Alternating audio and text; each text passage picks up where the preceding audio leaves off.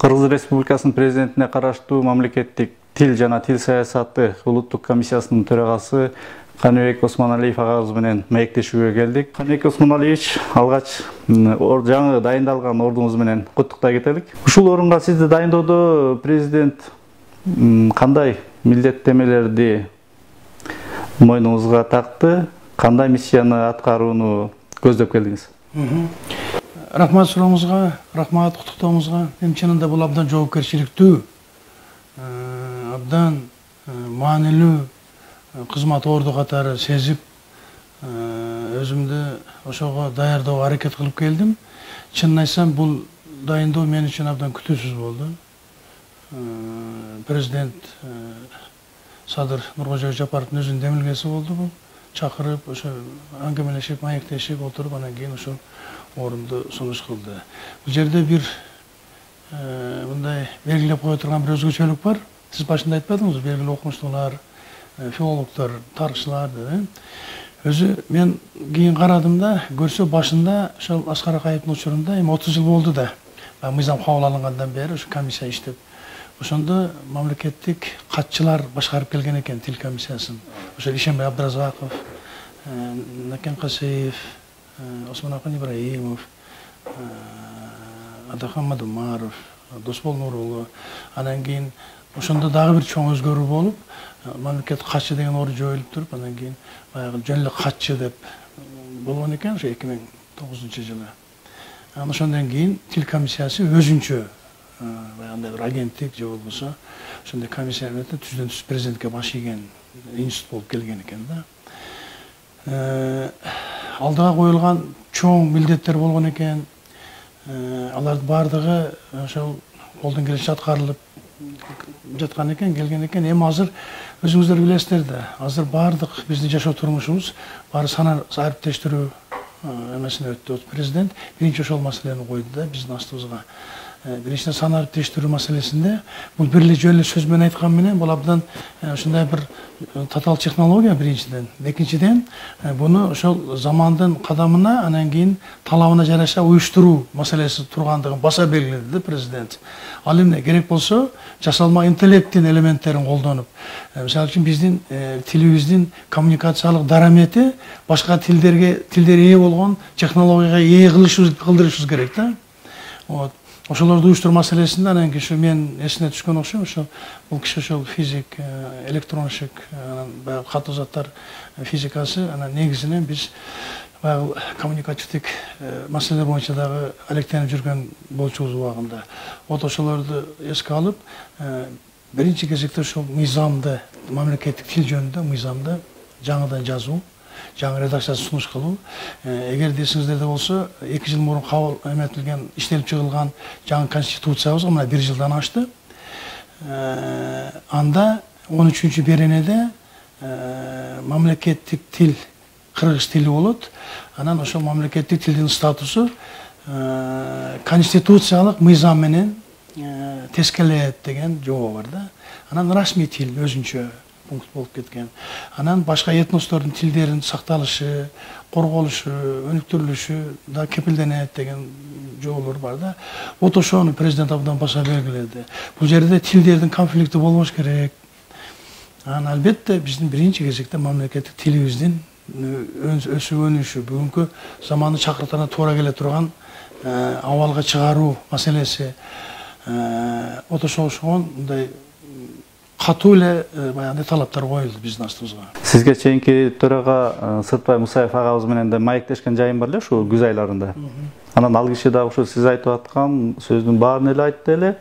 Мага ушундай милдеттерим бар, моңну кылам, кыргыз тилге чоң көңүл бурдурам, мамлекеттик иш кагаздардын баарын тең кыргыз тилине өткөрөбүз дегендей бир чоң амбициялуу ойлорун айтты эле да. Анан ушул сөздү сиз дагы кайталап атасыз. Анан айырмачылыгы эмнеде болду экен? Сиз кантип ишке ашыруу жолун билесизби? Жакшы суроо болду. Ооба, академик Сыртбай Жолдошевич Мусаев абдан көп иштерди жасаптыр. Ал эми өзү чын эле эл аралык деңгээлдеги окумуштуу, болгондо да тилчи, өзү кыргыз тили боюнча чоң адис биринчи кезекте эле уюштуруу иштерин абдан жакшы жолго коюшуптур. Көп байкабай калды. Ошол былтыр 2021 жылы 28 июлда президенттин атайын жарлыгы менен ошол тил комиссиясы, мурун мамлекеттик тил комиссиясы деп аталчу экен, ага жаңы статус берилиптир. Мына сиз өзүңүз атап атпайсызбы, Кыргыз Республикасынын президентинин алдындагы мамлекеттик тил жана тил саясаты улуттук комиссиясы деп кайра түзүлүптүр. Болгондо дагы ошол эле жарлык менен бул комиссияга кыргыз энциклопедиясы берилиптир, кыргыз тест кошулуптур, окуу борбору берилиптир, тилдерди окутуу борбору. Анан дагы кыргыз термин комиссиясы берилиптир да. Вот ошолордун баардыгынын баягындай усулдук документтеринен сырткары, мыйзамдык, нормативдик, укуктук иштердин баарын жасоо тапшырмасы берилиптир. Ошол негизинен анан баягы жаңы конституциялык мыйзам кабыл алуу маселеси. Мага маселе конкреттүү коюлду. Булардын баардыгы жакшы, бирок аткарылышы кандай болуп атат? Кептин баары ошондой болуп атат. Себеби улуттук комиссия жети баштуу жылмабыз болсо дагы ал өзүнүн колунан чынында келбейт бул иш. Анткени бул көп кырдуу тил деген биздин жашообуздун баардык тармактарында колдонулат. Айрыкча аткаруу бийлигинин субъекттери, министрликтер, ведомстволор, айыл өкмөттөрүнөн баштап жогорку кеңешке чейинки. Анан президент мага айтып атпайбы? Мына карасаңыз дейт. Кыргызча текст менен орусча тексттин бири-бирине болгон иденттүүлүгү, бири-бирине болгон шайкештиги. Жөн эле баягындай бир капсынан жыйылган сөздөрдүн эле бир курамы болуп калган, орусча айтканда набор болуп калган деп ал киши баягындай маркерлеп бар мага көрсөттү да. Бул эмнени билдирет? Бул президенттин абдан катуу киришип атканын билдирет да.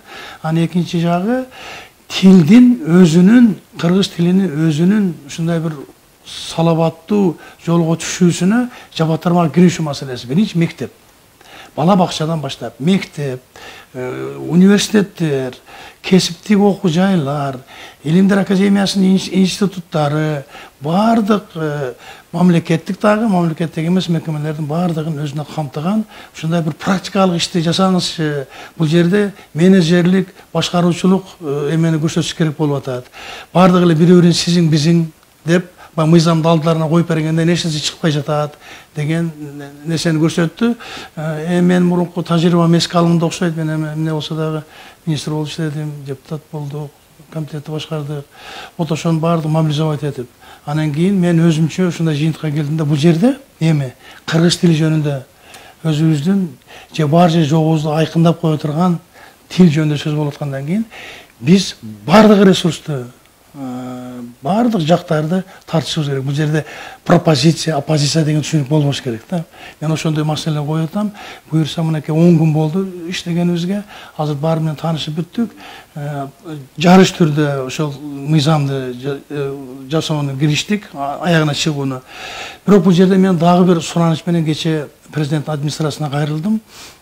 Эгерде сиздер байкасаңыздар, бизде бүгүнкү күндө аракетте 2 мыйзам бар. Мамлекеттик тил мыйзам, анан расмий тил жөнүндө мыйзам. Ойлонуп көрөлүчү, эмне үчүн 2 мыйзам болуш керек? Эми ушул мыйзамдык жолун сурагым келип турду да.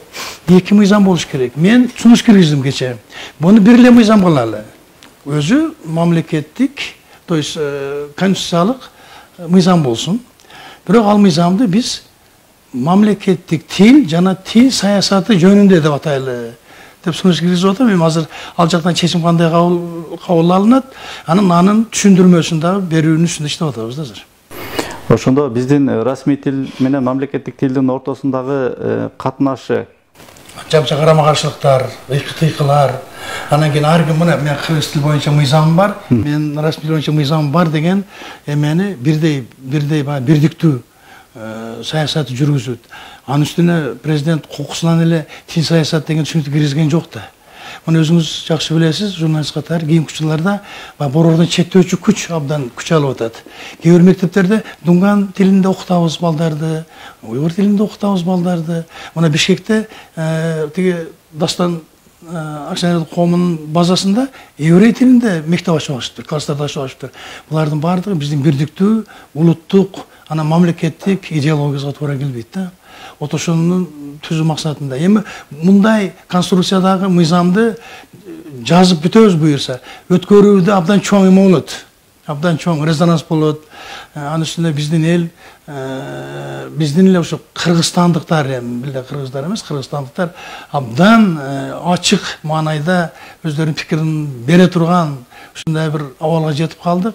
Бирок биз муну баары жасап, толеранттуулукту дагы сактап, анан ошонун негизинде тил саясатын алып кетишибиз абзал го. Тажрыйбаңыз жөнүндө жакшы кеп кылып атасыз. Ошол депутат болдуңуз, билим министрлигинде дагы иштештиңиз. Анан кийин сиз азыр эле айтып аткан көйгөй, чоң көйгөй, окуу мектептер туурасында айтып атпайсызбы? Мейли мыйзамыбыз өткөн күндө дагы андан кийинки механизм кантип ишке ашып кетет, көзүңүз жетип турабы? Мисалдап айта аласызбы? Алгачкы негизги көйгөй деген 1-2 кадам эмнеден башталыш керек? Ал өзүбүздүн эле принципиалдуулугубуздан. Кээде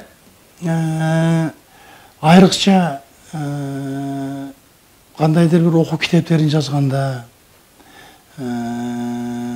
ага кошумча дагы материалдарды даярдаганда, ошол эле окуу материалдарын мектептерден, бала бакчадан баштап жогорку окуу жайларына чейин киргизгенде биз өзүбүздүн принципиалдыгыбызды көрсөтпөй жатабыз да. Мисалы, мени бүгүнкү күнгө чейин ошол материалдардын сапаты канааттандырбайт. Ушул жерде дагы тааныш билиш, баягындай бир жакын кишилердин эмгектерин түртүү, чынында биз өзүбүз балта чагып атабыз да. Бул жерде катуу конкуренция менен чыныгы бүгүнкү замандын талабына чакырына туура келген ошондой окуу куралдары болуш керек.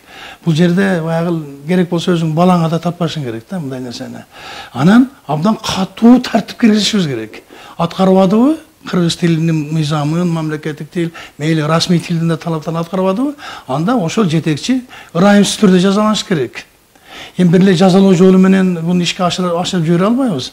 Бирок баягындай ошондой бир шартты түзүшүбүз керек да. Шартты түзүүгө бүгүнкү күндө мен эмнеден баштайм? Бүгүнкү күндө бизге коммуникациянын деңгээли абдан сонун учур келип турат да. Вот ошону пайдалана билүү. Ошол жөнүндө телевидениеден баштап бүт информациялык коммуникативдик технологияны, когнитивдик технология азыр абдан өнүгүп аткан кез. Вот ошондой нерселер болот го. Мисалы үчүн мен азыр бир айдын ичинде эми баягы мыйзам долбоору өзү уланып кете берет. Эми бунун кабыл алынышы балким 1 жылга созулуп кетиши мүмкүн, же жарым жылга болушу мүмкүн. Бишкектин бир жогорку окуу жайынын базасында анан Ош, Баткен, Жалал Абад областтарын бириктирип, дагы бир жогорку окуу жайынын базасында ушул сизилгон маселени ачык коюп, бүт ошол катышуучу субъекттердин баарынын алдына маселени ушундай тап коюп, анан ким эмнеге жооп берет? Ар ким өзүнүн компетенциясына туура келген нерсеге жооп бериш керек. Анан иш кагаздары боюнча аябы жок бир-бирибизде. Ал кыргыз тилинде болдубу? Жасалдыбы? Инструкциялык баягындай нускалоочу эмелер, иш кагаздар. Вот ошолордун биринчи сапатын талдап алып туруп, анан аткарылышына өтүшүбүз керек. Биз кээде кенебестик кылабыз, Азамат. Кенебестик кылабыз, берип коебуз, болду. Бир ай колдонот, 2 ай колдонот, анан кайта эле орус тилине өтүп кеткен ушулар болуп атпайбы? Ошону перманенттик түрдө ишке ашыруу маселеси турат да. Оор эми, бирок аткарабыз. Демек, улуттук тил комиссиясынын өзөктүк функциясы түп тамырынан өзгөрөт дегендикке жатат экен да. Ооба, түп тамырынан бери өзгөрөт. Баягындай жөн эле нускалоочу же болбосо мындай бир сунуш берүүчү функциядан кошо аралашып аткаруучу функцияга өтүшүбүз керек биз өзүбүз. Антпесек болбойт. Мугалимдердин айлыгынын көтөрүлүшү дагы биздин комиссия үчүн чоң бир ушундай бир плюс болуп атат. Демек бизде аларда ушундай бир мотив пайда болду деми. Вот ошону дагы пайдаланып, ушу кыргыз тилинин сапатын көтөрүү маселеси. Мурун ушундай нерсени айтчу эле, Алтурсун депутаттар, мен өзүм 5-чакырчы депутат болуп жүргөндө айтчу эле да, мен кыргыз тилин окуйн эле деп атам, үйрөнөйүн эле деп атам, бирок шарт жок мага деп. Мен ошондой эле катуу каршы чыкчу элем. Ай, сен кааласаң шарт бар азыр, мына эмелерде бар, интернетте бар, атайын окуу борборлор ачылып атат. Башка маселе, биз кыргыз тилинин жашоо үчүн Кыргызстанда зарылчылык шартын түзбөй келе жатабыз да. Зарыл болуш керек да. Мына мен силердин астыңарда эле азыр астыңарда эле KICB банкына барып, өзүм баягы документтерим эме кылдым да. Ал жерде дагы орус тили биринчи эмде турат. Биз ошолордун баардыгын үчүн катуу талап койбошубуз керек. Эмне кыргыз тили жарды тилби, аны түшүндүрө албайбы? Түшүндүрө алат, эң эле сону. Ошол жерде турат. Бирок негизинен орус тилинде бланкаларды алып жасап атышат. Бирок тилдердин кагылышы, көчмөндөр кагылышы дегендей, тилдердин кагылышын биз эме кылбашыбыз керек. Тилдер тескерисинче бири-бирин толуктап, бири-бирин байытып, бири-бирин колдоп турган нерсе болуш керек. Бир чоң окуя болгон Азамат, эгерде байкаган болсоңор, биз муну азыркы эмени, конституцияны, мен ушу кеңешменин мүчөсү катары айтам, биз кыргыз тилинде жазганбыз биринчи. Кыргыз тилинде жазып, аны орусча которгонбуз. Азыр экөөнүн бири-бирине шайкеш келүүчүлүгү мурдагыдай эмес, бир топ дурус да. Азыр жогорку кеңешке да ошондой талаптарды коюп атабыз. Мыйзамдардын мамлекеттик тил дедикпи, мамлекеттик тилде жазылышы. Анан албетте которулушу. Азыр эми баягындай Google'дун жардамы менен которгон варианттар болуп атат. Ошо Google'дун ошо эмесин кыргыз тилинин табиятына, же болбосо табитине туура келгендей шарт түзүп алып бердикпи? Жок. Ал бербей, тескерисинче бир адамдын гыжырын кайнаткан, күлкүсүн келтирген котормолор болуп калып атпайбы? Мына кечээ эле жогорку кеңеште бир министрликтин мыйзам долбоору жөнүндө абдан катуу сөз болду. Вот булардын баардыгын биз жөн эле мындай кайдыгер карап салкын көз менен мамиле кылбастан, мисалы үчүн мен комиссиянын төрагасы катары керт баш менен жооп беришим керек да бул нерсеге. Демек ошондой эмени талапты мен өзүм кызматкерлеримде коюшум керек. Ошондой эле талапты ар бир министрге, айыл өкмөтүнө, акимдерге, губернаторлорго, баардык байыл аткаруу бийлигинин өкүлдөрүнө, сот бийлигине, анан албетте жогорку кеңешке. Бүт иш кагаздарын бирине болгон шайкештиги, унификация болушу, баягы нускалоочу кагаздардын. Вот ошолордун баардыгы эми бул эбегейси чоң иш. Бирок ошону иштете билүү, уюштура билүү, ушу колубуздан келсе, аракетти кылсак, анда элдин алдында бет эле жүзүбүз жарык болот эле да. Улуттук тил комиссиясына буга чейин иш аткаруу үчүн өкмөттөн жетишерлик эле, айтарлык эле каражат бөлүнүп келатат деп айтылып келген эле да. Анан деги эле бул каражаты кандай экен? Сиз айтып аткан ойлорду таң калдым. Ооба, бул абдан чоң каражат кетет биринчиден. Мен абдан таң калдым.